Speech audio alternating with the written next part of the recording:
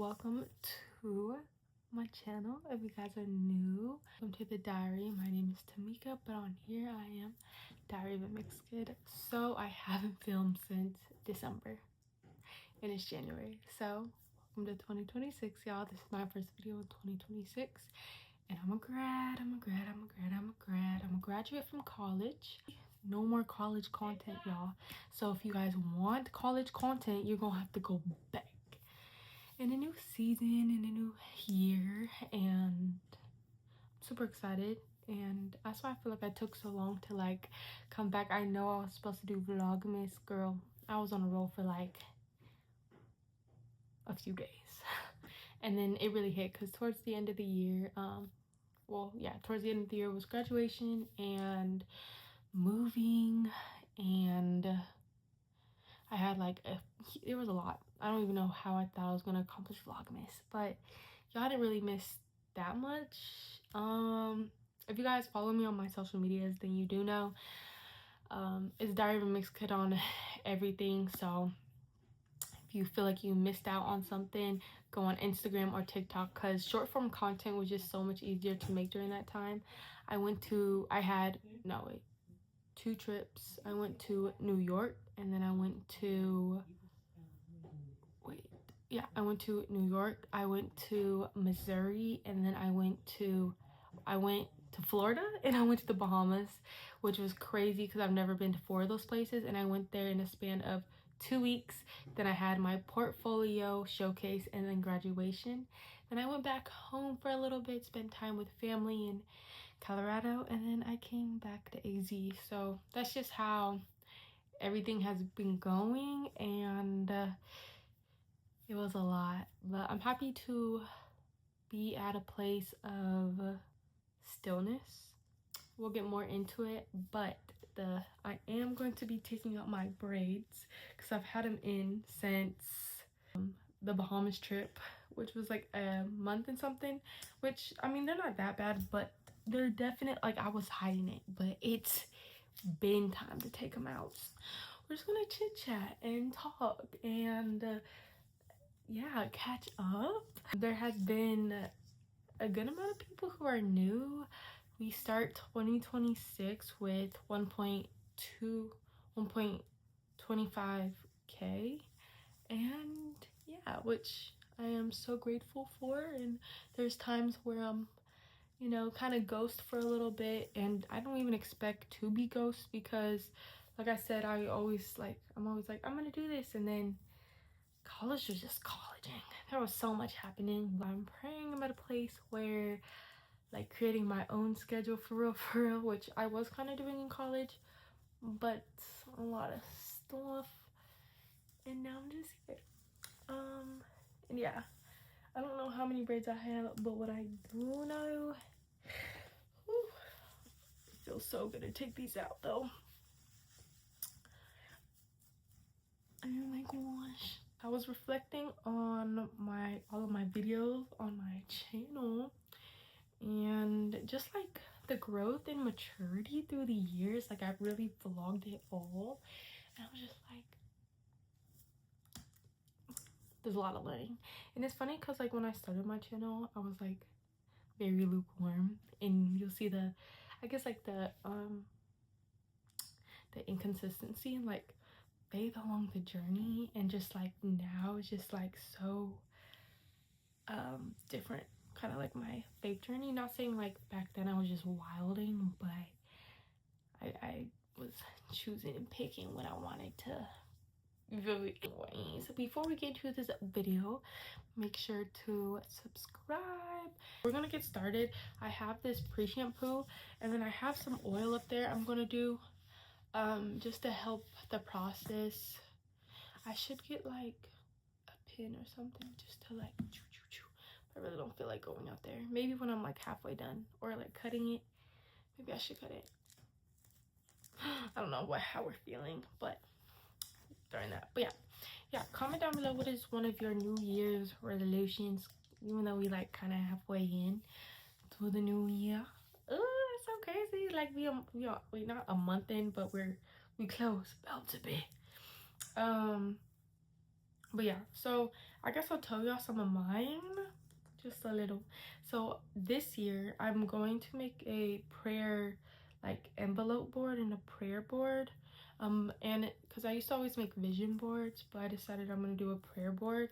But I'm going to add like visual representation, so photos around like the little envelopes. And yeah, and then I also want to make it like quarter one, quarter two, because I saw this girl on TikTok talk about like all of these things that we have, and then we don't really like plan it out and things like that, which I'm also not really planning. Like, I kind of have goals, but I just don't know what God is going to do. Like, I'm here for it, you know. I'm just here for anything he has over my life. Lord, do. And I don't want too much plan, because I do not, like, I just know the plans that God has for me is 1,000 times greater than whatever plans that I could even possibly think for myself. And a lot can happen in like these next few months, especially like job wise and transportation wise and just all of that, which I think it's like I'm praying for right now. So I'm just being very content, but I do have prayers and things like that. Like right now I'm in a position of gratitude, and not really much. How do I open this? Yeah, just a lot of gratitude and stillness, kind of how I was saying in the beginning, and a lot of learning in a way how to be, not how to be, because I am in stillness and quietness. Like, I'm not forcing myself to be, it's just where I'm at, and I could be doing nothing. So when I mean stillness, I mean just like in my word, reading, learning, educating myself, and seeking seeking God in everything. Like, not saying too much, but that's just kind of where it is, and kind of just how to operate in this new space and in this new space and place. And on my Instagram, I'm gonna make like a series on Instagram and TikTok. It's gonna be like something with like being content in the new space or this space, and I'm really excited about it. That's like kind of just what I've been thinking. So that's gonna be like my series for February, is just really making the place I'm in right now. I know it's not a forever place, and I know it's not a permanent place, which is like, thank the Lord, not in like a bad way, being grateful, but knowing there is more to come. But right now it's just like, this is not my home per se, my permanent home, but it is my home for now. And grateful, because just like a reminder that there's people like couch surfing who don't even have a room of their own, don't even have like a bed of their own, and having the privilege to have that, having the space to be able to just move around and have this freedom a little bit, which the freedom is different from the freedom I had in college in so many ways. And it's weird. It's definitely a weird thing to navigate. But I'm only literally a weekend, so I can't really say much. Just the time I have right now is temporary. So just enjoying it while I can, and utilizing the time to be still and quiet. I was watching my old videos, and I remember just having like no time at all, and neglecting the little time I did have with God, because I was always like, I need to do this, I need to do this and create this, and I have to make sure I have this done, if that was classwork or if that was something for like a business or a client, or like working or going to a church event or just anything like that. And I just don't have to even like think about that right now, or have to do that, you know. And yeah, it's honestly kind of like a peaceful feeling, but I don't know, I'm always like thinking ahead, thinking of the future, and I just don't like that. I literally don't know what that looks like. So like I have things that I want in the future to do. And there's a lot of things. There is a lot of things, and it definitely could happen. Like I could force it, and I could try to do things like completely my way. But like I said, I just don't want to do it. Like I just want to see what God has planned. Also, my hair. Whoa, okay, protective style. I've been reading is called Made for Friendship. So good. I actually had to start rereading it. I was reading it in college, and then I just got so busy, and so I never got to just like sit down and read it again. And so now I'm actually starting back from the beginning, like chapter 1, and reading it. And I saw some of the stuff I highlighted before, and then I keep reading. I'm like, girl, why didn't I highlight more? So I'm going in with a different color highlighter and like highlighting other stuff, and then still highlighting it.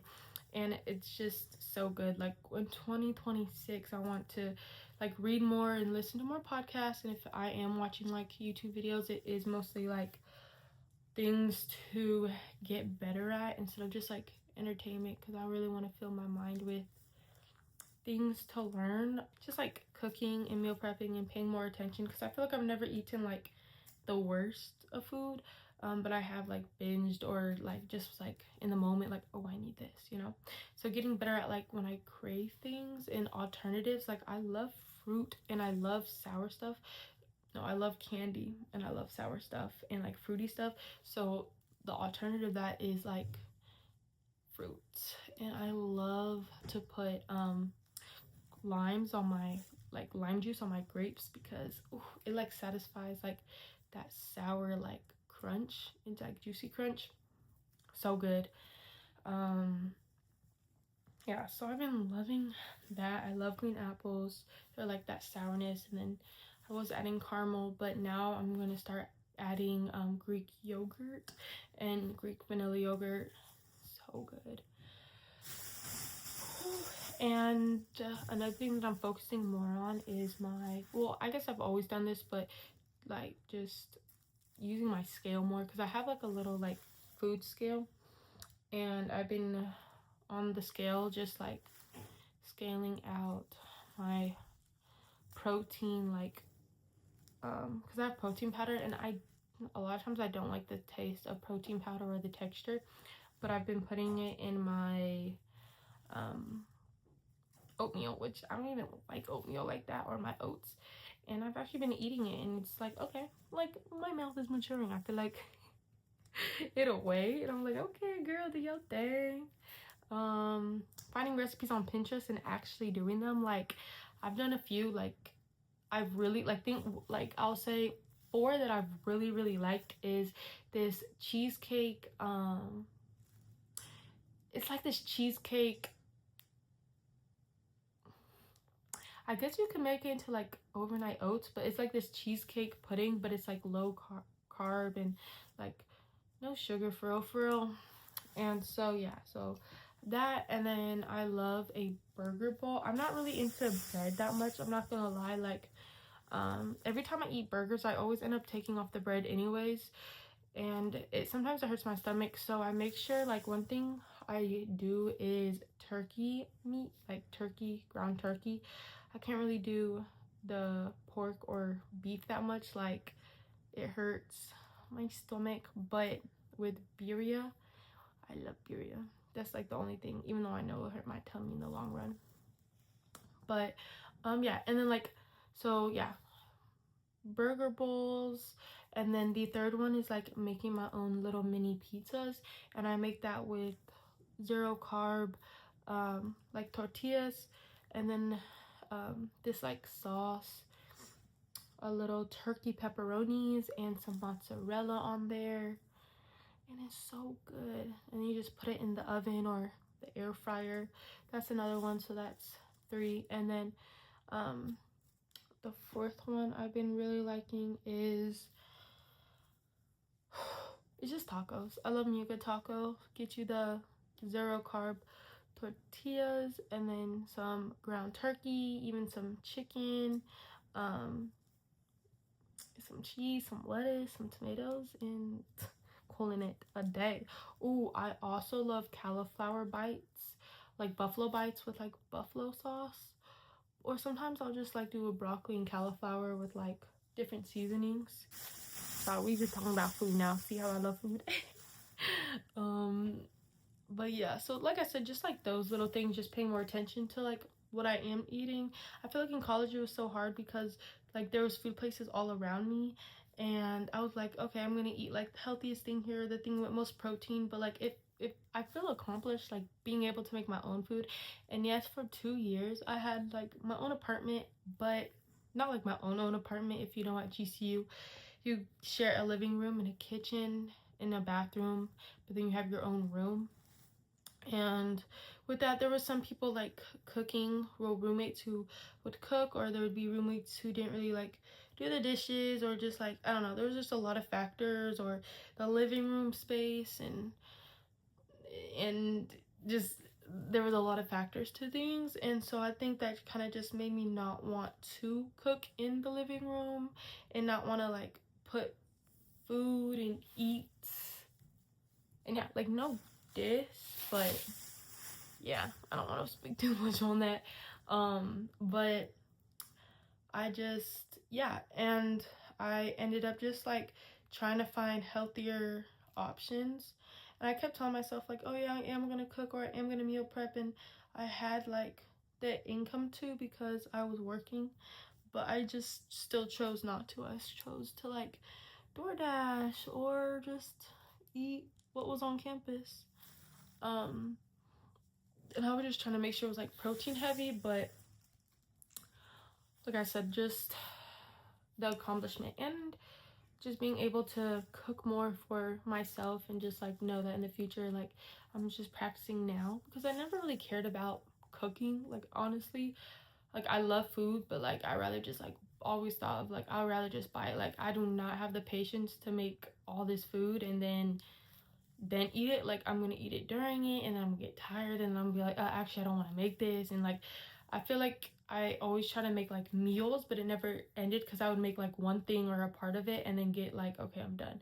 But that's just because I was trying to overdo it, just trying to cook too much at one time. Like girl, take it easy, step by step, day by day. One thing that was really important for me moving out of college was finding a place to go to church. And I'm so grateful that I have a community that is willing to drive to pick me up and take me to church, or like, yeah, drive out, have me spend the night at their place.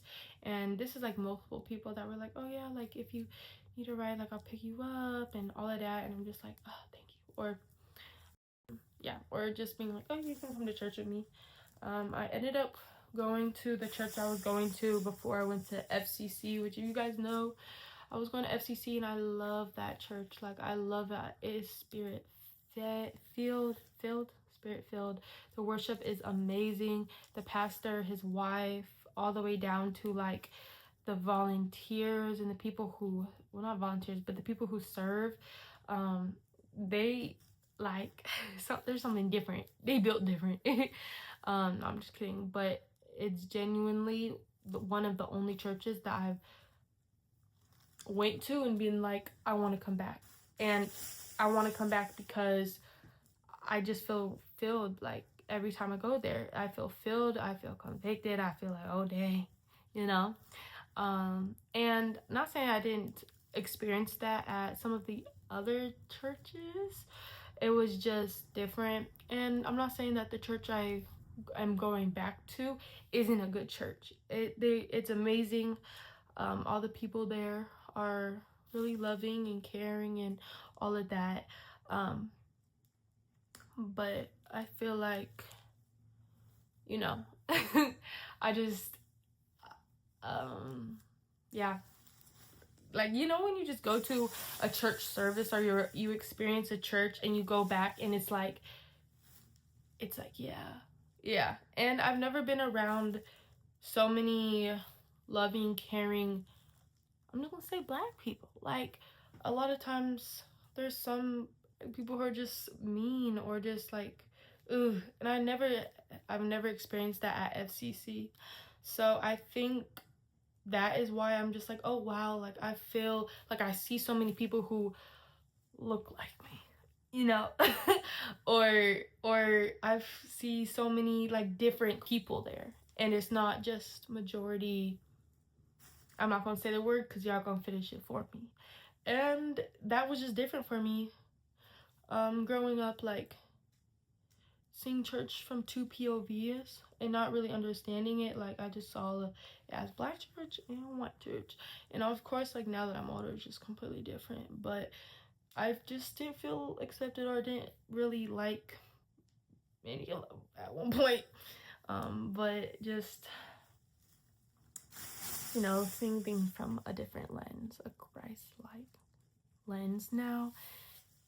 A lot of times, especially now, people try to make things, church, religion, God, all about race. Like, was God black, white, whatever? Bro, God loves regardless. You feel me? Or Jesus, not God, my bad. But Jesus, like, people still debating, like, was Jesus white? Was Jesus black? Man, he loved everybody, no matter what color or race he was. And like I said, I love the community at the church I have come back to. I can't wait to start serving again. My friend already got me up in there with them kids. Them kids cool, but I was with like the 4 and 5-year-olds, and I was used to that because when I worked at the Boys and Girls Club, I was with kinder through like 4th and 5th grade. So having a whole year with them kids, I was like, okay. But then my friend put me with some 1-year-olds. 1-year-olds. I've never taken care, never had a 1-year-old in my proximity for over 30 minutes, like that I was like watching. Not like I was watching them alone, but I was just like, what do we do with them? You know, like, what do we do? Like, they don't even speak for real, for real. Some of, like, one girl did, or two, but they was just like, ba-da-da. I was like, what are we talking about? You know? Never changed a diaper, never gave a baby a bottle before and all of that stuff. Like, just never did none of that. And you throw me in here? You throw me into the wild. But it was cool. Like, I was expecting, like, so when do we teach them? Like, where's the lesson? And she was like, girl, these are 1-year-olds. They don't even know they exist. And I was like, oh. So we just watch them. We just make sure they don't hit their head or like nothing like that. So that was a little different. That's cool though, but like I want to, when it comes to like sign up for this net, definitely signing up for media again. I definitely enjoyed it, and I want to learn more about like, actually no, I don't. I was about to be like, I want to learn more about like the screen stuff and the audio. Actually, I don't want no business touching about seeing that keyboard. I want to do the photo. I want to do the video. I want to do the social media. But seeing it from like a serving point and not like I want to get too involved. Because I feel like for a while I was trying to get too not that it's a bad thing, I don't know. I can't say that because watch God put me in a position like that. But maybe just for now, I don't know. Like I said, at one point I was trying to get kind of like too involved and over committed myself, not knowing. And that's not that good. And I'm learning that like if it looks like it's not gonna work out, don't do it. Not don't do it, but don't overcommit yourself, you know? Especially at church, especially because like you get burned out. And if that's the place where you get refilled, if that's the place where like community and where you find God's presence, like on a Sunday, I'm not saying that that's the only place where I get refilled or find God's presence, because that's honestly a daily thing for me when I'm in that word daily, right? Daily, you know. But it's just like my Sunday and when my Sabbath and all that. So I'm just kind of taking that into initiative this time around, and that's a exciting thing. It's like you'll have a season where you're at a church and you find community and you learn so much and you get involved and you make connections and you meet more brothers and sisters in Christ, and then God has you in other place. Oh my gosh, this is a little we're just gonna put a little bit extra in here. And yeah, and that's just sometimes how it goes. Sets, like, oh my gosh, my friend and I made one about moo-moos. I still need to get me a good like moo, like a satin moo, the one she got. But I've really been into matching PJ sets and kind of just like the elegance of that. Just like, yeah, I'm a matching PJ girl. And I don't know, just feeling good before I go to sleep and really taking my morning and my night routine seriously. As I mentioned, having these still mornings, these still days, I would say not very planned, not a lot on the agenda in a good way. I'm able to like create this routine where it's not I only have this time and I have to set a timer for this and that and da da da da da da da. It is not like that. And people could like abuse it or misuse it in a way of like, well, if I don't really have anything going on, I could wake up at like 10, 11 and then get my day started. Which is not a bad thing if you do that and you're not doing anything all day. But it's just like the productivity I'm getting done in the stillness because I'm giving myself time in the morning. I'm waking up at like 5, 6, and this is not something that like I'm gonna make a morning routine and be like waking up at 6 a.m. or like this is how I wake up at 6 a.m. and then don't really do it for real, just doing it for the video, for the plot, for the ooh, I know 6 a.m. videos are gonna get lots of views type of thing, you know? Or like, ooh, I'm gonna try to wake up at this time and try to make it a thing. Like, I'm doing all this stuff off camera so I could like honestly make it like livable. Because it's like, why am I pleasing y'all when it's not even my real lifestyle? Like, nah, like let me actually live this out, you know?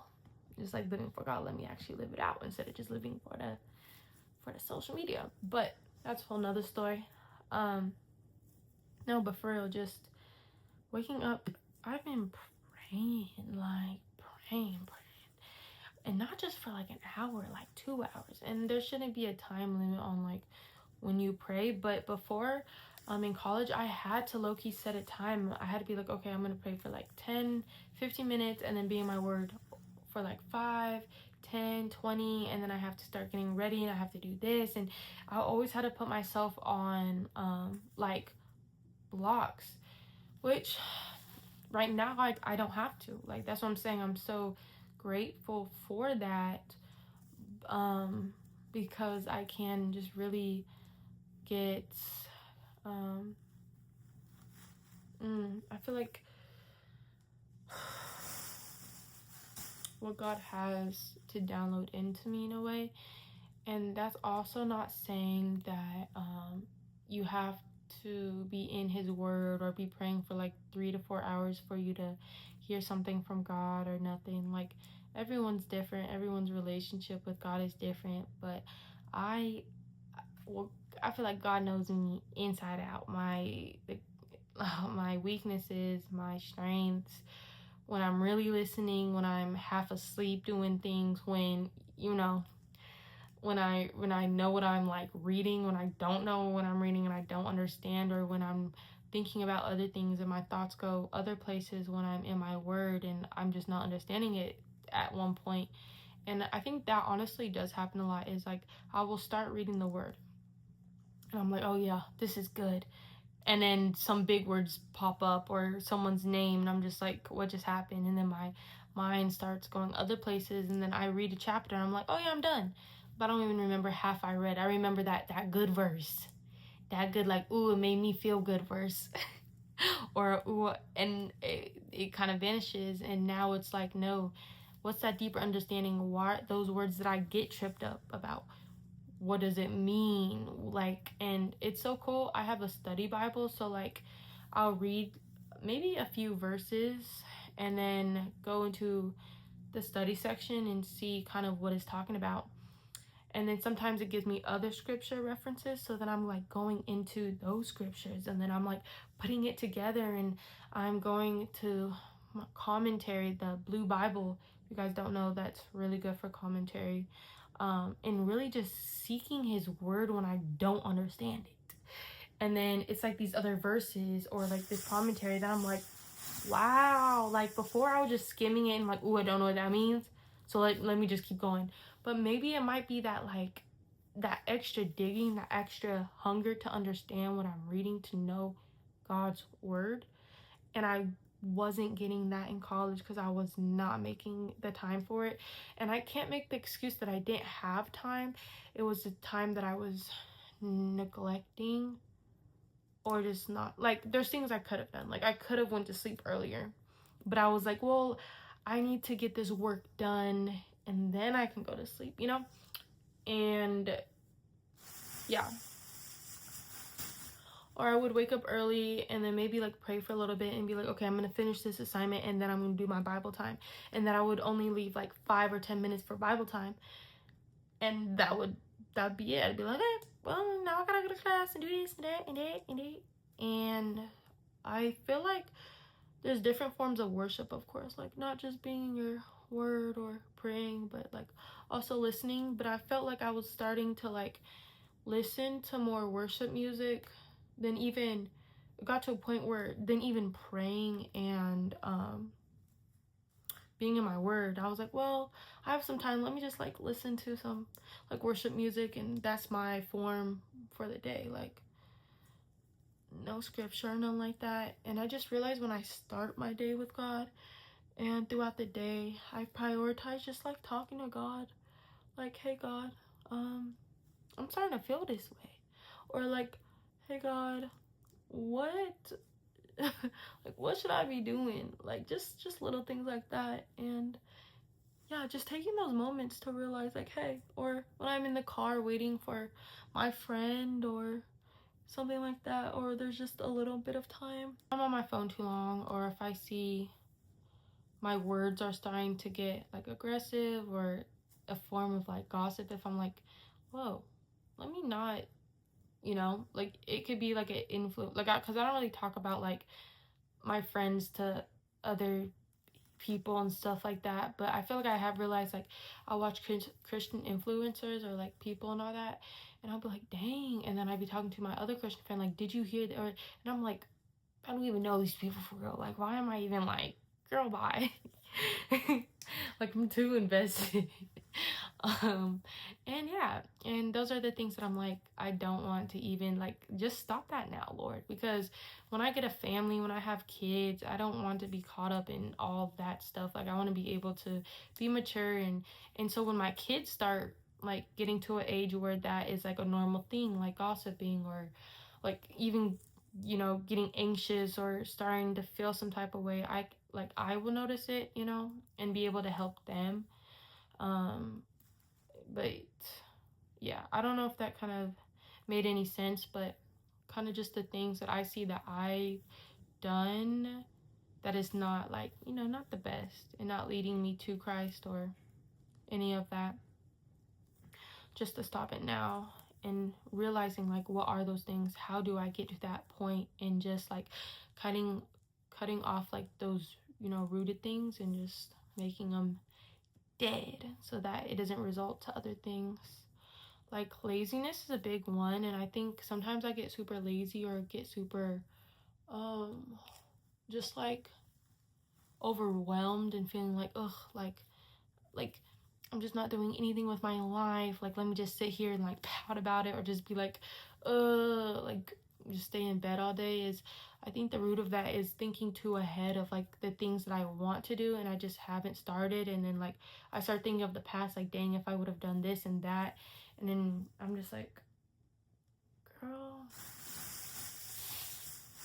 you don't just get up and make some breakfast and start your day and get in your word a little bit, please. Pray. Like stop letting your mind just start like roaming, and yeah, just start overthinking, because that was just one thing. And I just, yeah, because it's like you can be like, dang, like I didn't get up in time, or dang, like I'm in bed still. Okay, well, get up. Stop getting upset because you didn't do this, you didn't do this. Like just do it. And like I said, easier said than done, but those are just like the little things. And then sometimes I'm like, why am I getting mad so easily? Like if it's someone said or like their tone, I'm like, dang. And then it's I'm like, well, now I gotta match it. do not have to match anybody. If someone is acting out, they're the fools. Like, well, obviously it kind of depends on like what people are, you know. But it's like, you trying to match energy. What? You trying to not level up, but be one up on them? No, just stay in your lane. Just be cool, man.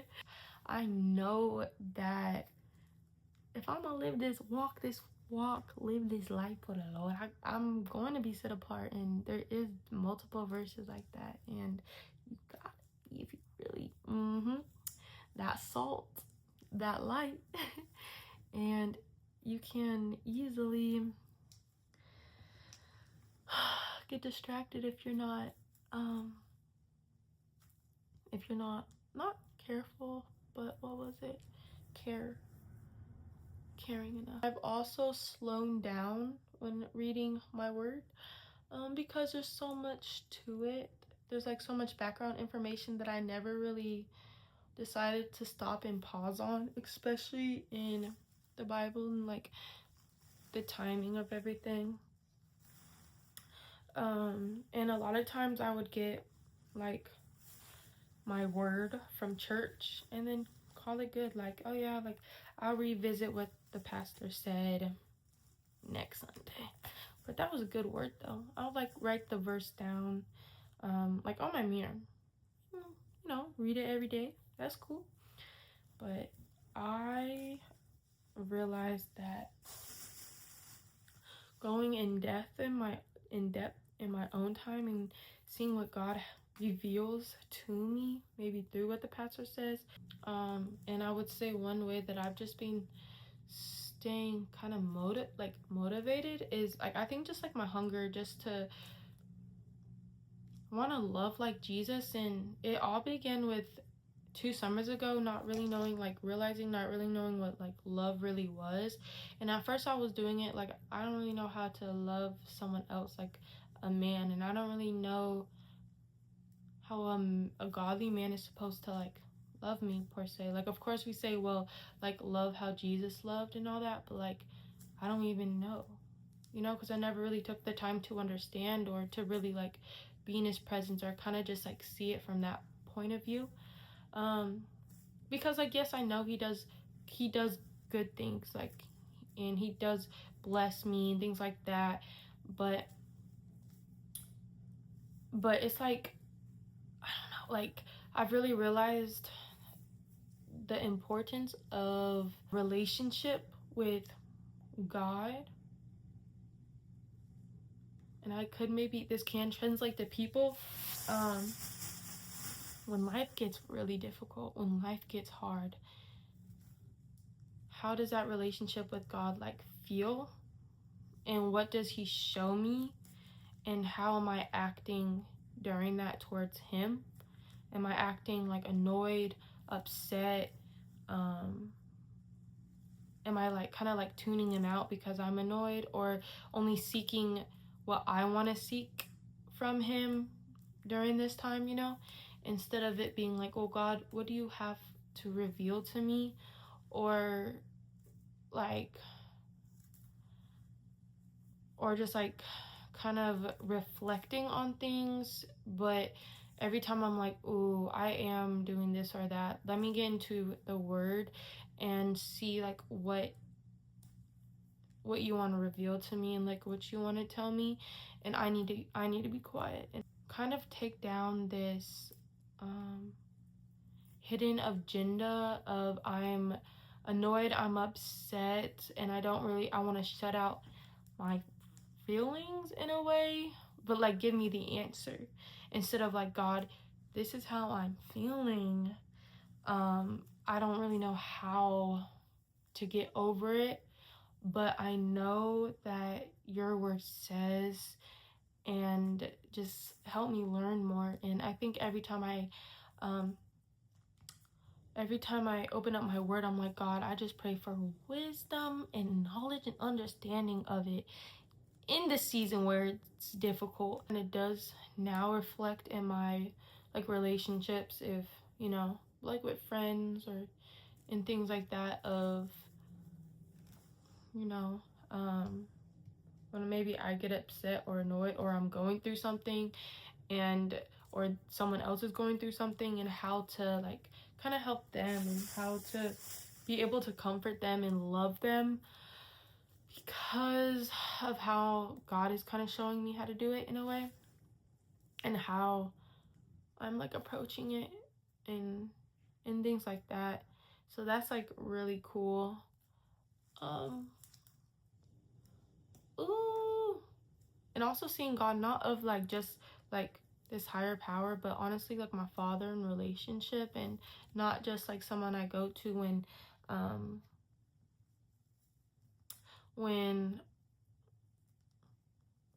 my goodness, when I want something to be done, you know. And then like I don't want to come in with a I mentality, and I want to let down my guard.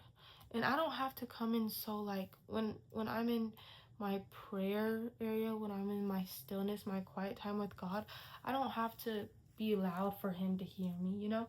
Like it might if I got all of these emotions running, like yeah, as I'm getting closer to God, I'm learning how to control my emotions. One of the fruits of the spirit is self-control.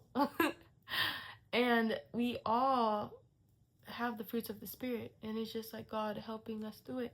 Because I literally had the fruits of the spirit on my fingers, on my hands, but they broke. My friend Daisy did them, but we were just going over it, like love, oh, what's the order? Love, patience, joy.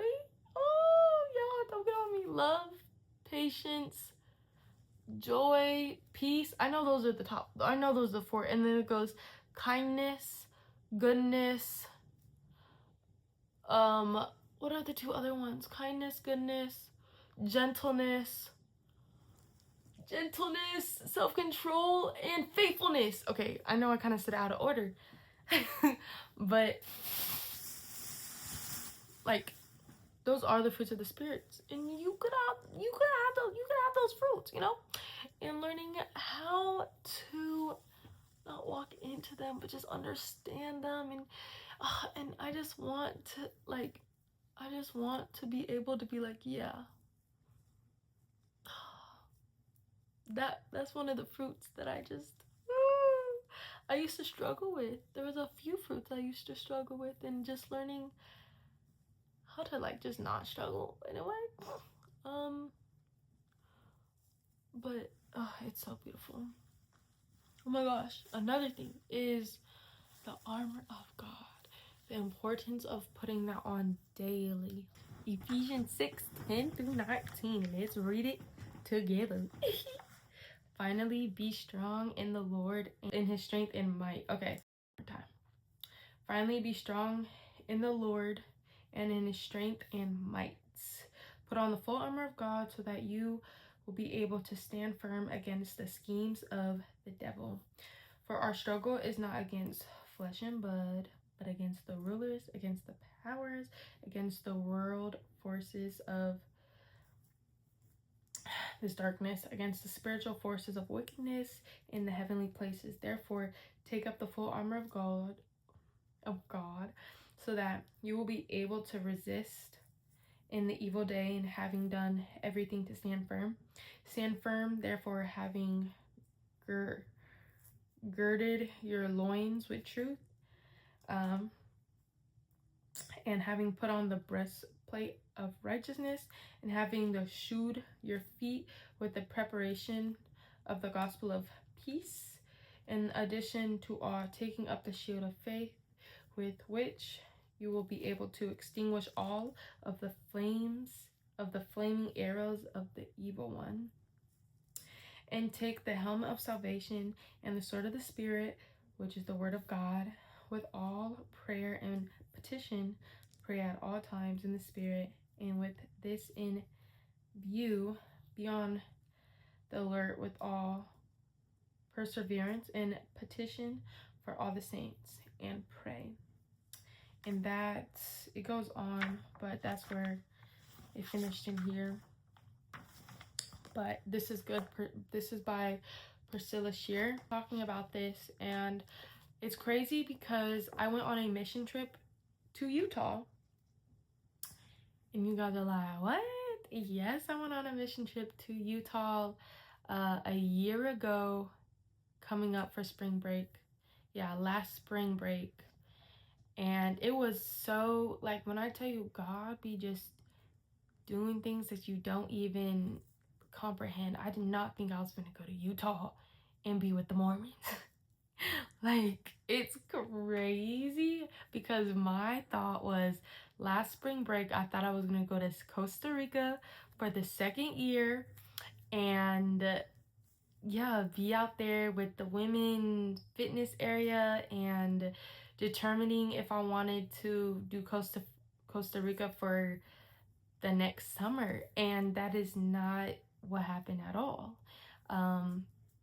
The group I was supposed to go with, the Costa Rica, the money wasn't coming in for a lot of people. The money wasn't coming in for me at the time that all the money was due. Well, majority of it was due, and so they had to cancel the trip. But I saved up, I think like 1,000 something, so I had 1,000 something left. And I was just like, dang, Lord, like, what is you doing? Like, what is going on? Like, I really want to go on a mission trip and I really want to do something for spring break. Like, I just feel like I'm supposed to be out, like, out doing something. And I got an opportunity where the mission trip that I could go on was a lot cheaper than the one to Costa Rica. And I had a lot of money left over. And I knew, like, absolutely barely anything about the mission trip itself. All I knew it was going to be in Utah and it was going to be for spring break and we were doing community stuff.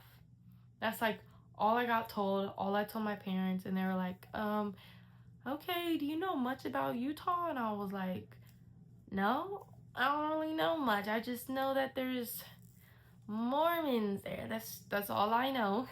That's all I knew. And then I went to I kept accidentally missing the Utah meetings and things like that, but I finally went to one and they were having a movie night and they were like, okay, so we're gonna actually watch a documentary, and this documentary is where we're going, and the lady that is in this documentary, we're gonna meet her, and this place that we're gonna be staying in is shown in the documentary. And I'm just like, okay. And so they started, and I was like, oh, what? I was like, oh, child, where we're going? This stuff is still happening. People are escaping. This is a cult. This is great. When I tell you, I was like, Lord, why are you taking me here? Like, what the heck? Like, I don't know what I'm doing. After watching that documentary, I was literally like, God, what is this? Why are we why do you got me here? What is going on? I don't see a single black person in this documentary. I genuinely was like, what in the world? What is going on? And so the group that I went with, amazing people, like some of the most God-fearing. It's like the hiking, it's like that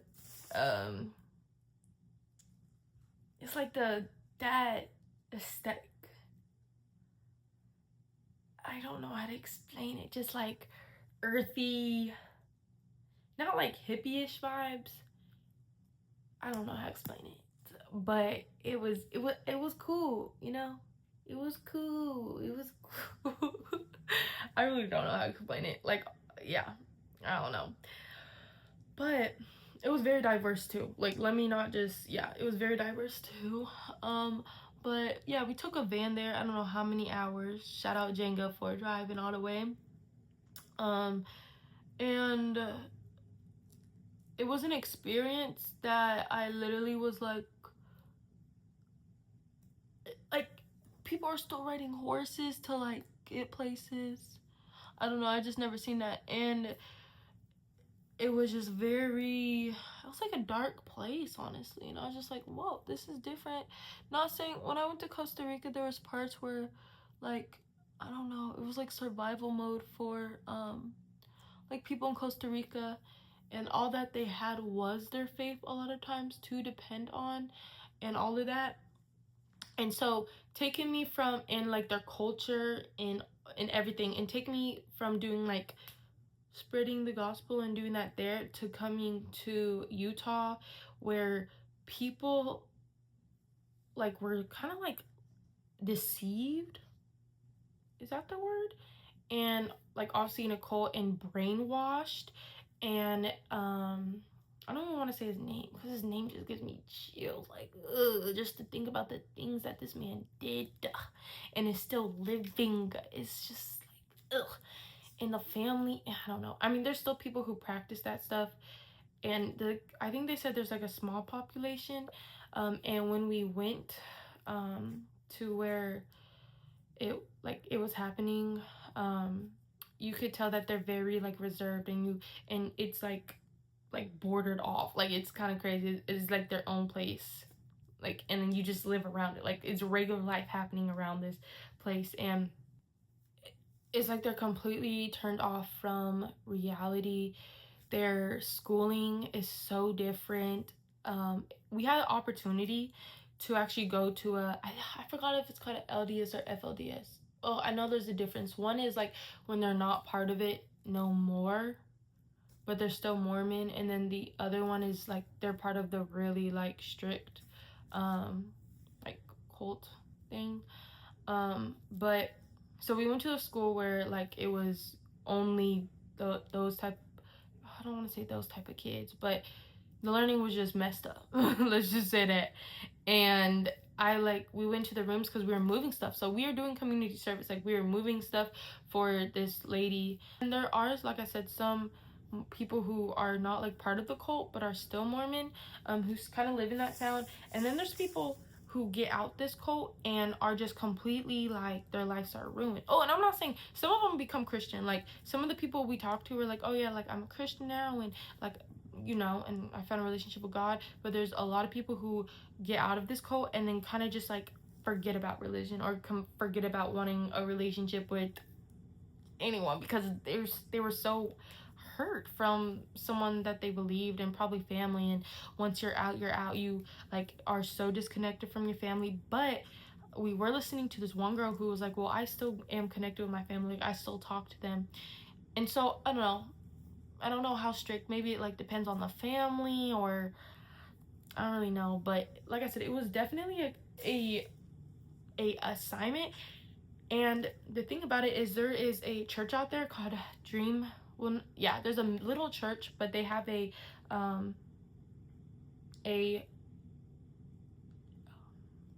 his name literally gives me goosebumps. But their prophet, I think that's what they call them. I don't know. I don't want to speak too much because, like I said, when I was there, I was just like so in shock. But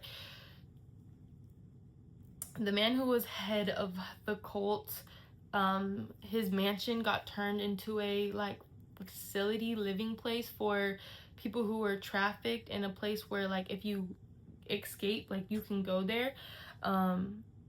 And people go there who also, like I said, have been trafficked or abused or dealt with certain stuff and going through things.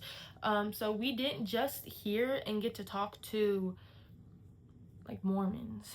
We also heard and talked to people who were like struggling and left certain places and came out of like abusive families or abusive relationships, and ended up there with like, there was kids, and like it was I don't know, like I've never been to like a mental hospital.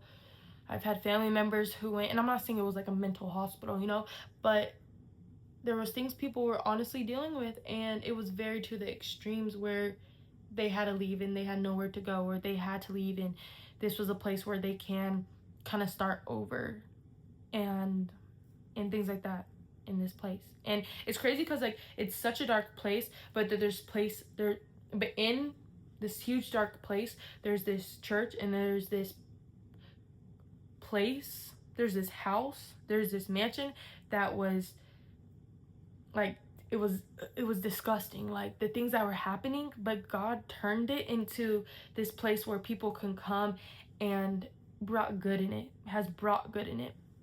And like what from I saw, because you never know, like you know how like people be, actually I don't want to get into that, but like make it look like it's good on the outside, but then on the inside things are happening. That's like, I went in and there was good things happening, so I can't, like, you know. And the guy who used to have the house doesn't have it no more, gave it to one of the wives, and the wife who escaped, it was given to her, and then she had the thing to, I think maybe what she did with it was turn it into the thing and gave it to Dream City Church, who has like a thing with it. So it was like a whole entire thing, but that's besides the point. The point is, when I was there, like I said, I just didn't hear and talk to the Mormons and all that stuff, even though that was kind of like what the trip I thought was going to be about. But I got to talk to like abused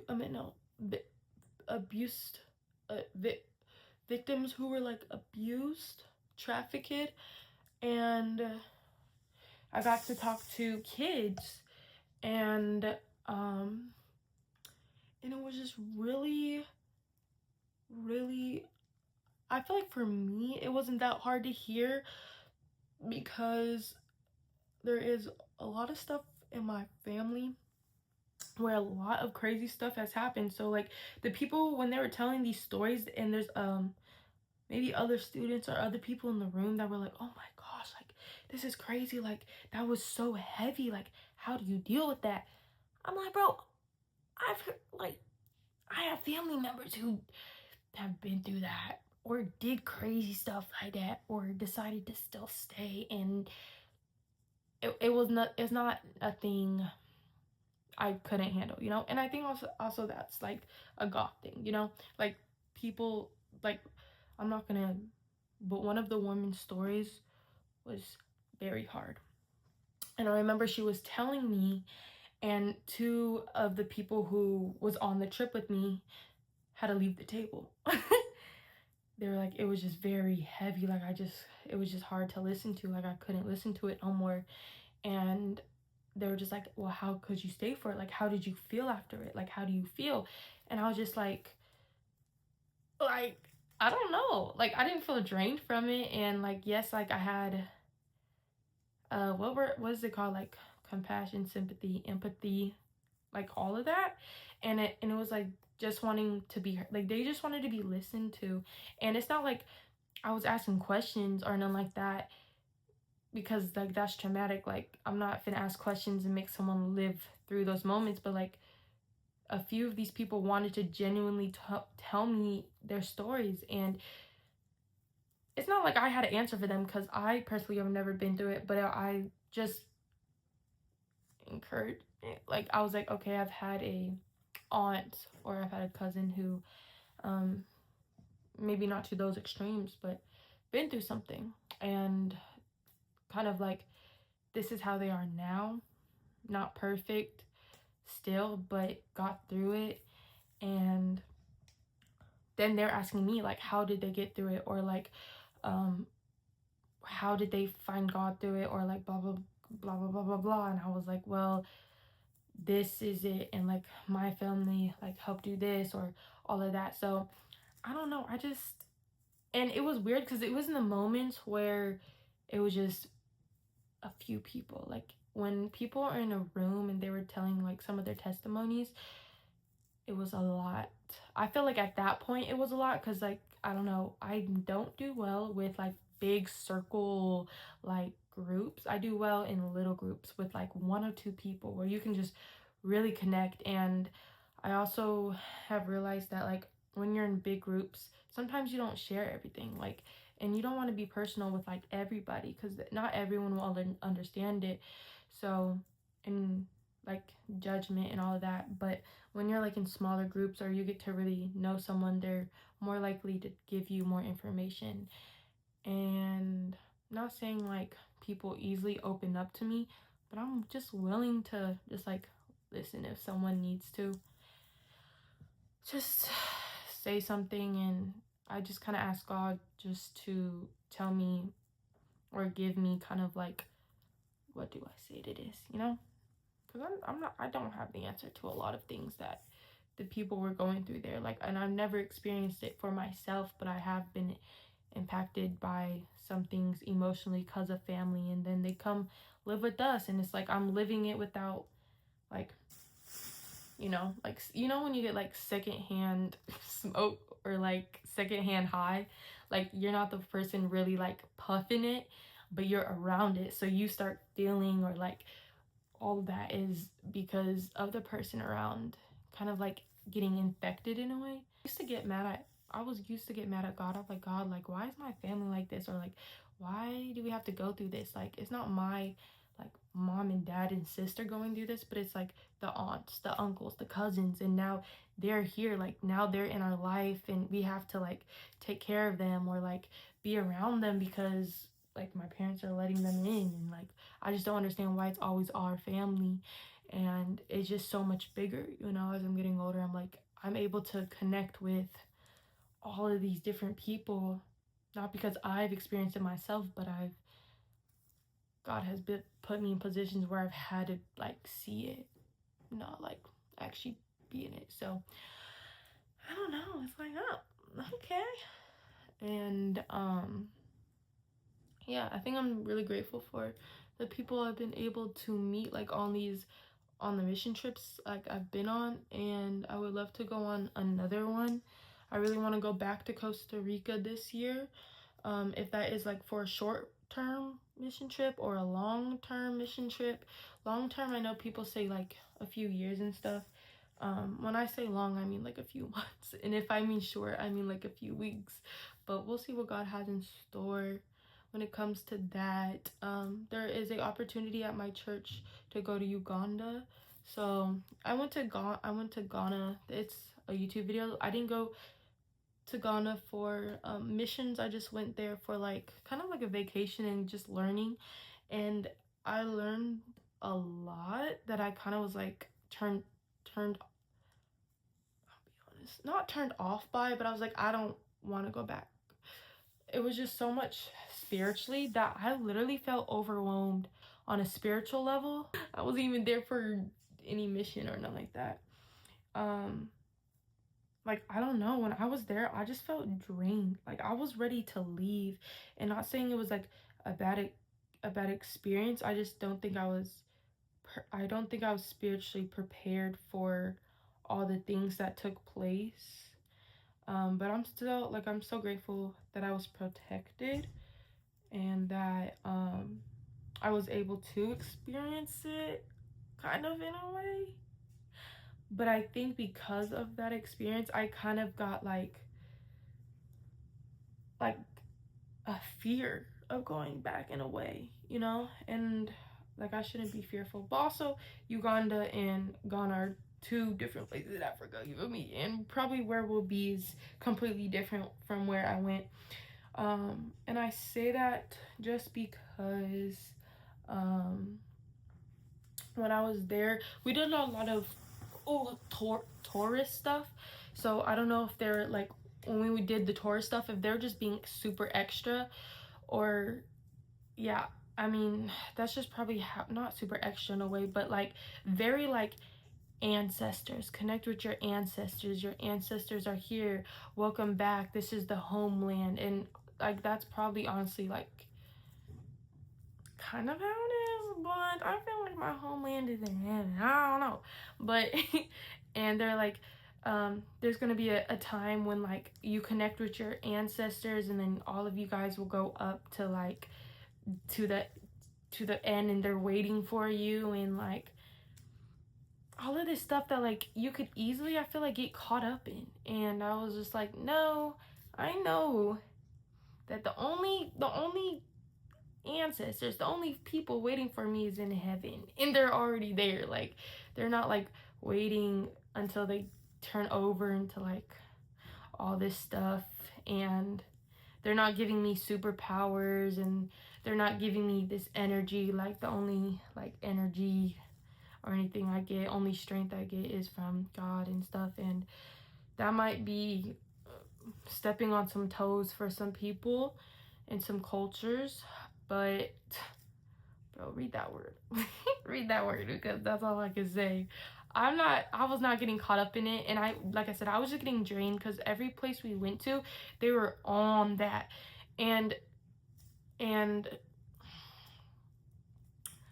it's just like, even the symbols and even the things, I was just kind of like, okay, like, and it was, I don't know, because when I went to Costa Rica, like, it's third world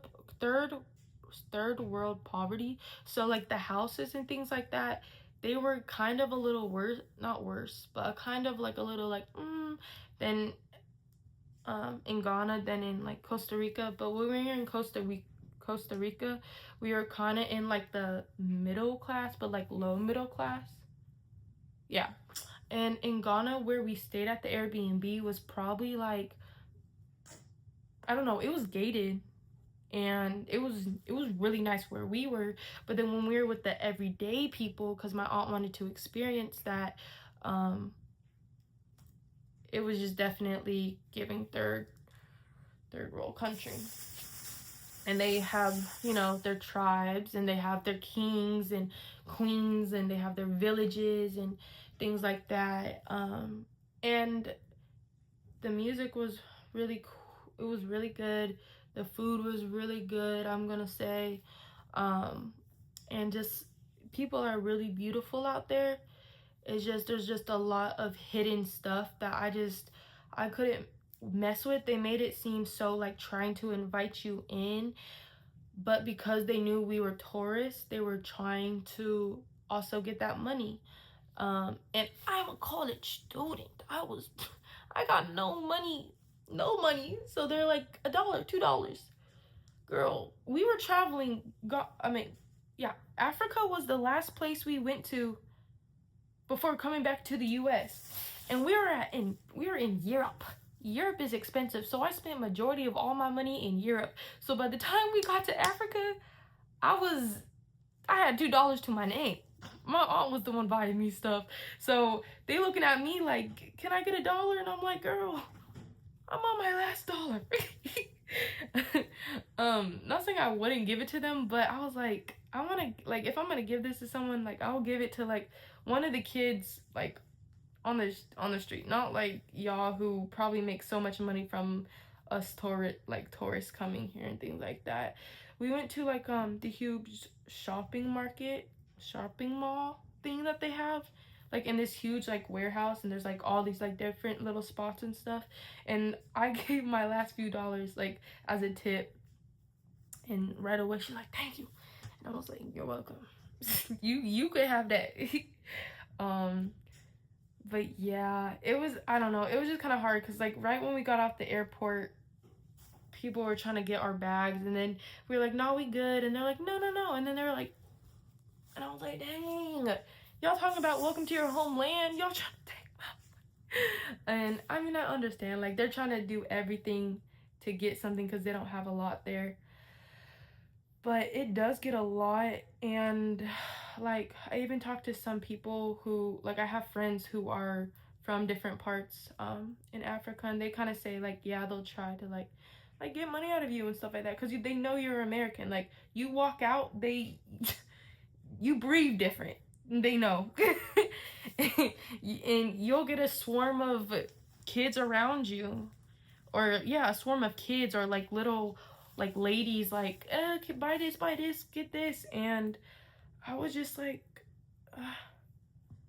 I thought we family.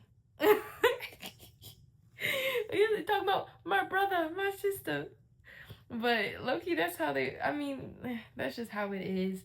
But I think just going, like I said, doing it for missions would just be different, and I think that's kind of like what I really want to do, if I do go back. I would not, if I went there for a vacation, I would probably be at the resort the whole entire time. Like, I feel like it was cool getting to experience the fun, the tourist destination. Nah, actually, it was cool, but I'm not feeling it no more. And that's just me personally. Like I said, I just want to be seen in a different light if I'm there. Like, they could be like, oh, those are like the missionary tourists, the ones that are gonna like try to talk to me about God. Like, I'm gonna try to avoid them, and then I'm gonna have to go to them and talk to them and be like, hey, yo, I need trying to save their souls so that they could give it to the Lord. They'd be like, can you buy this for me? How's your relationship with the Lord?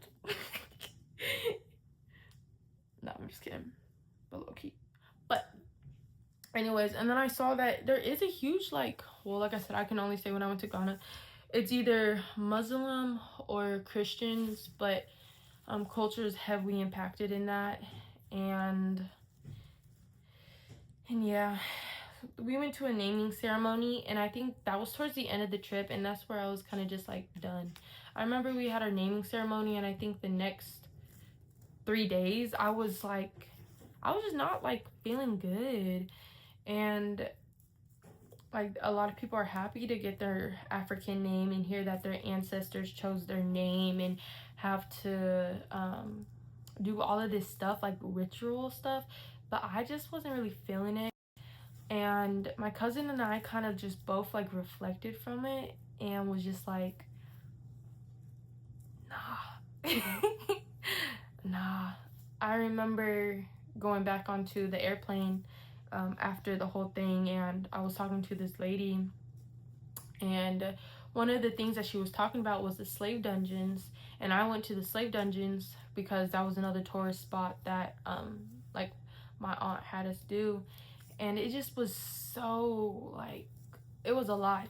It was a lot. I think historical, it was really interesting and things like that, but just being in there, it was heavy. Like, yeah, just barely being able to breathe and just knowing all of the things that like happened was sad. But that's probably how it feels like if you go to Germany and do like the tours of like the Holocaust like areas. That was one thing when I was younger, like interested in, because I just feel like they taught us the bare minimum and not enough. So I always like read more books when I was in library, but even the library that I had growing up, they didn't have that many books. It was like, yeah, like Jewish and just like the religion when it came to that, and how they kind of like stood together in that, and what the faith looked like. Because in elementary school, all of the books I read, it was talking about like the suffering, of course, but I think it would be interesting to read more about like maybe from like an older point of view, like what did they keep their faith in. Wait, Loki, I forgot the Jewish religion. Yikes. Or whoever it is, like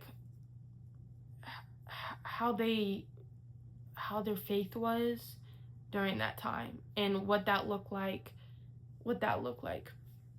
I think that would be, ooh, y'all put me onto a book if you know. I'll probably do my research.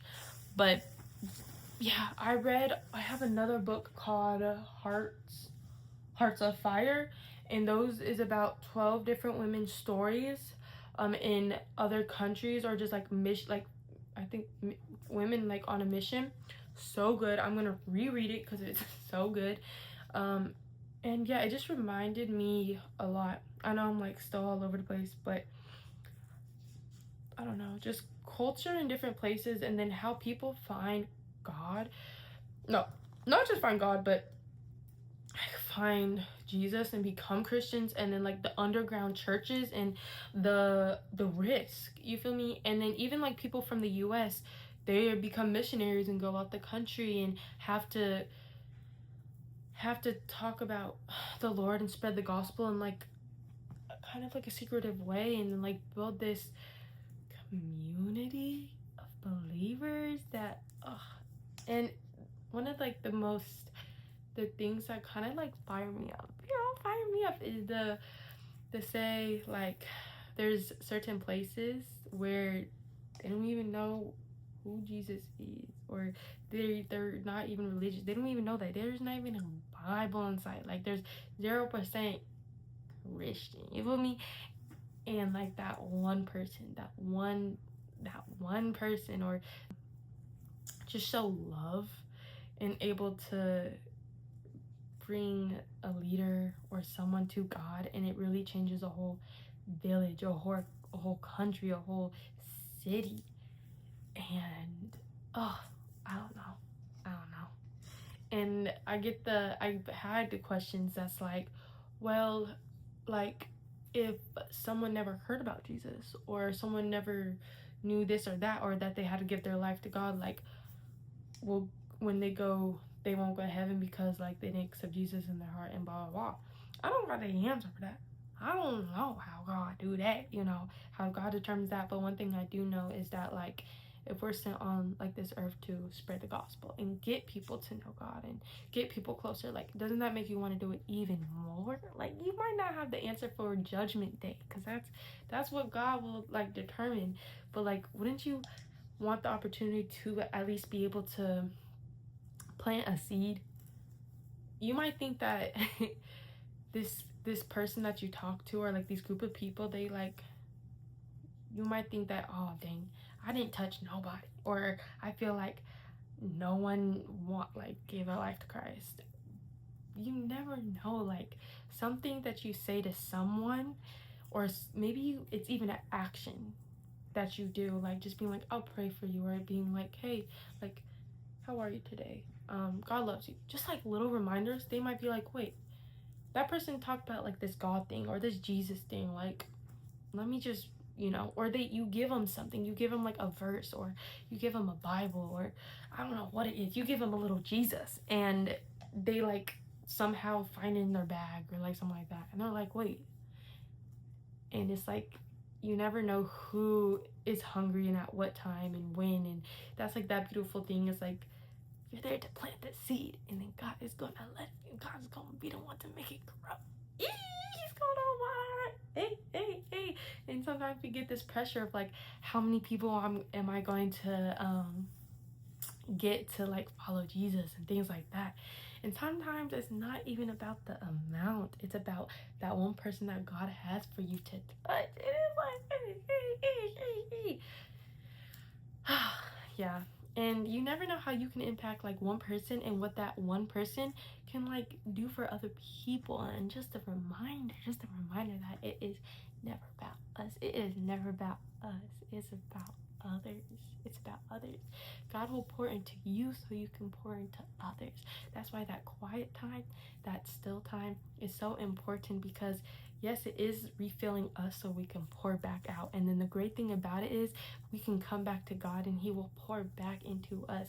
But we got to like literally let him. We got to literally let him, and be honest at times where we're like, God, I'm overwhelmed, or God, I'm tapped out. And that's when you say, Lord, what do you have for me, God? God, just, refill me. And one thing about it, and one thing for sure, that I find more love, I find more strength, I get more joy when I am in the presence of God, when I'm in community that is God-fearing community and not lukewarm community. Because if I'm lukewarm, I'm pretty much cold. Like if you surround yourself with people who are not like iron sharpening like you, like iron sharpens iron, no, stop. Or what else was I gonna say?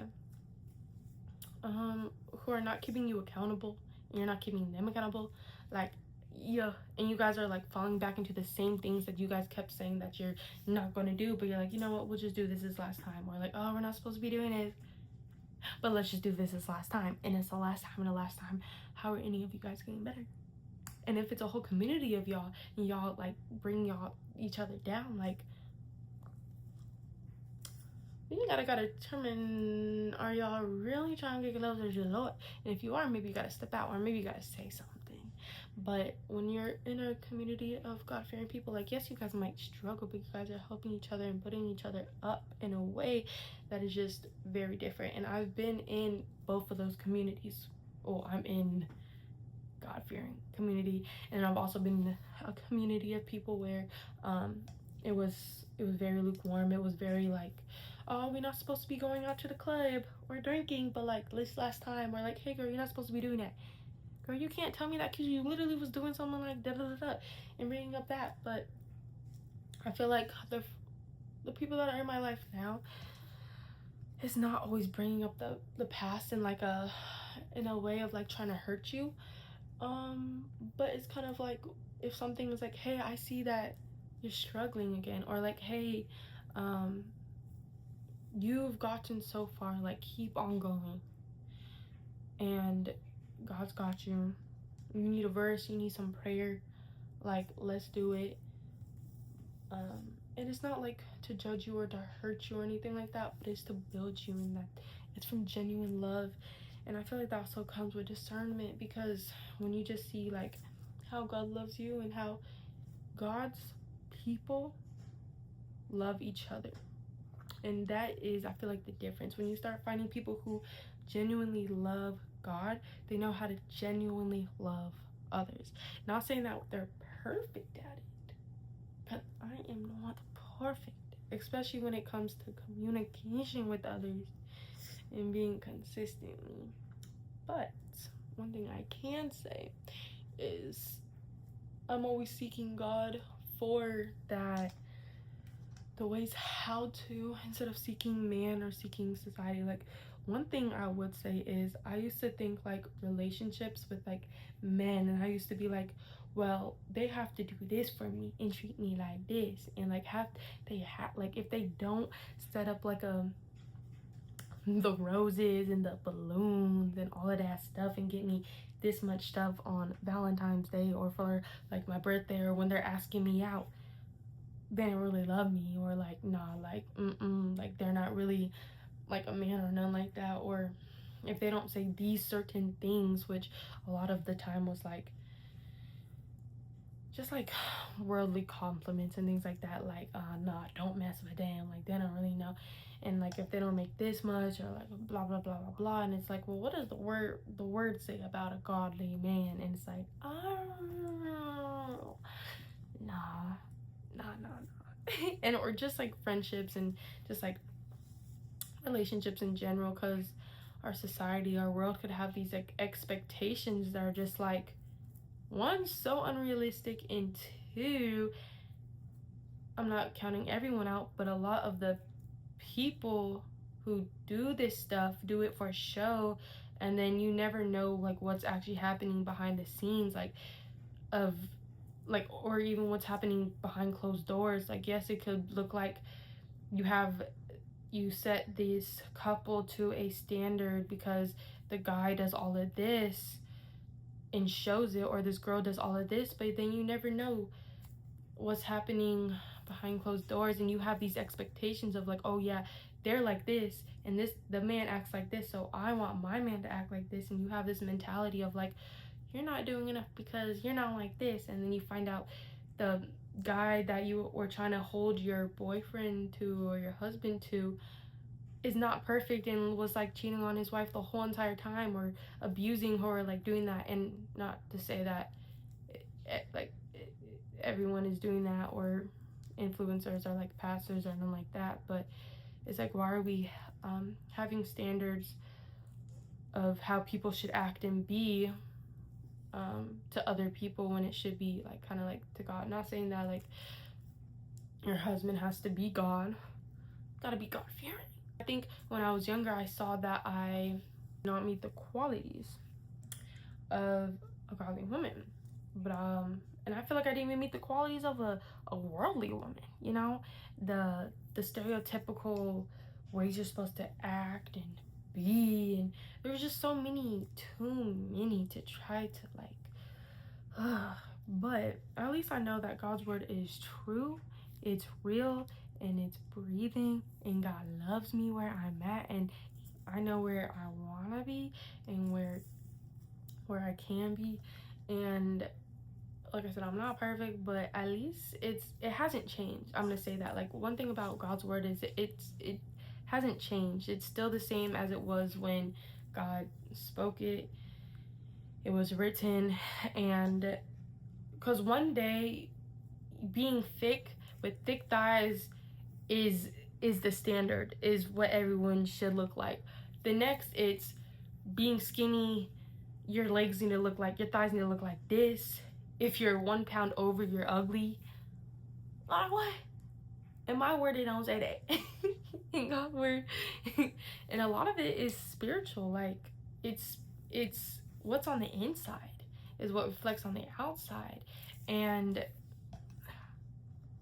it could definitely be seen, how your face expressions, your tone of voice, your I forgot the react. I forgot what it's called, but all of that, it actually defines, like, if a man wants to. Yes, there is like the appearance part, but there's a lot of pretty women out there. There's a lot of pretty women, and there's a lot of good-looking men out there. But what sets them apart from the good? You feel me? From the one. You feel me? And some people's idea of who that one person is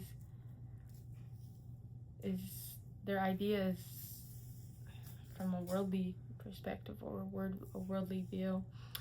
Because, like, you could be with a good person, like a person who is really kind, really nice, and you're like, yeah, but they don't have a relationship with God. But you're Christian, but, like, they're not. And then you could, like, try to make them be Christian, you know?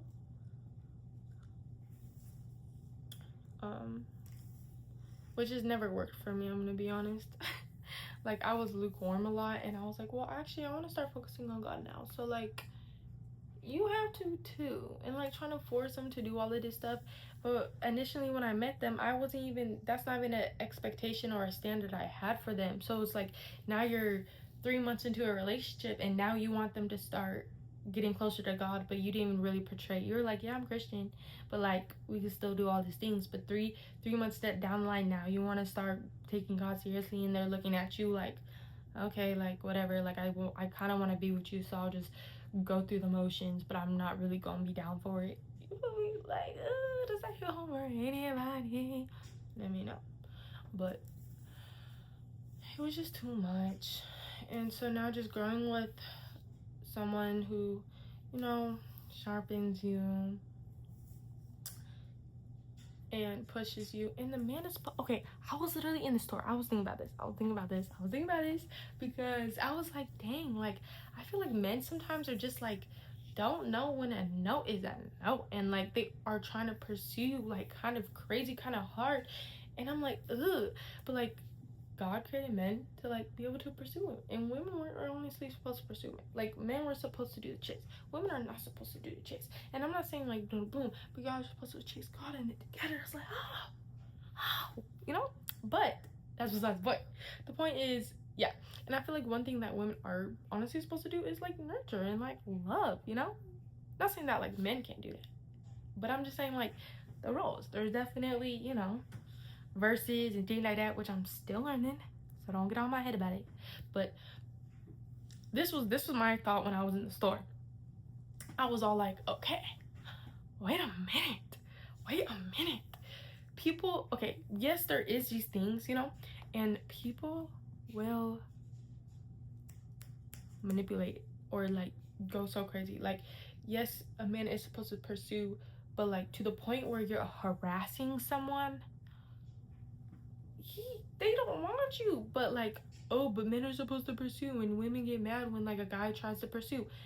If the women don't want you, they don't want you. But then it's another thing that it's like, even women could do it, because if we're supposed to nurture, and, like, let's just say, like, they will nurture a guy and do the whole relationship thing and the whole marriage thing without being married, but want to nurture the guy, and then guy is like, I'm not feeling this, but, like, well, what do you mean? Like, I take care of you and all that and stuff. Wait, where was I going with that? Pretty much saying, like, she like, she nurtures too much to a point where it's like, but you're not even with him, and then yeah, like you'll cook, you'll clean, you'll do all of this stuff. Maybe you have kids with someone, but you don't even have the ring. You don't even make that covenant with them. But like your nature is to nurture. But then when like, so then that's why I was saying like with the guy, like they're to pursue, but sometimes they go to the extremes of like doing the most, you know, and then getting hurt. Like people are gonna get hurt if they manipulate, or I feel like even misuse or don't know how to do certain things. I don't know. I don't know if any of that made sense. I'm just chatting at this point. But we only have, on this side, we only have 1, 2, 3, 4, 5, 6 more. We're an hour in and 41 minutes. It's about to be 2 hours. Goodness. What time is it? It's 10:49. Okay, we're making good time. I feel like I'm gonna be done before like 12. We're gonna play some music.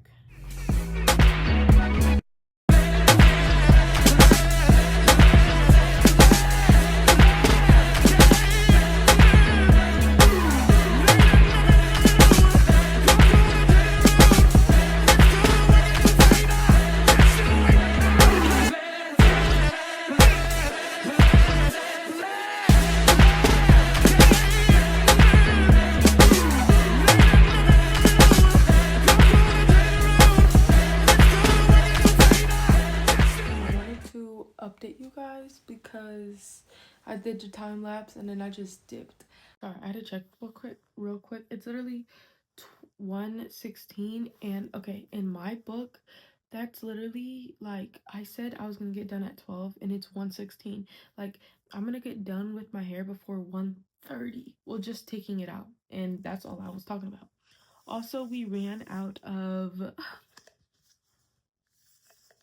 pre-shampoo, but it's it's okay. I might go to the store and get some more because like all I'm doing is taking them out, but I haven't taken out like all like the gunk, all like the, it's not glue, but like the gel and the like the buildup. Yeah. And I really want to do that before I get into the shower. I might put on like, oh, I don't know if it's gonna go with the fit. I might have to put on a little hat. I don't really want to put on a hat though. This is when I wish I had like, I'm thinking about getting like headband wigs and stuff so that I can like days like this where I just get done with a protective style and I'm not about to wash my hair without more pre-shampoo. I don't know where this YouTube channel is going.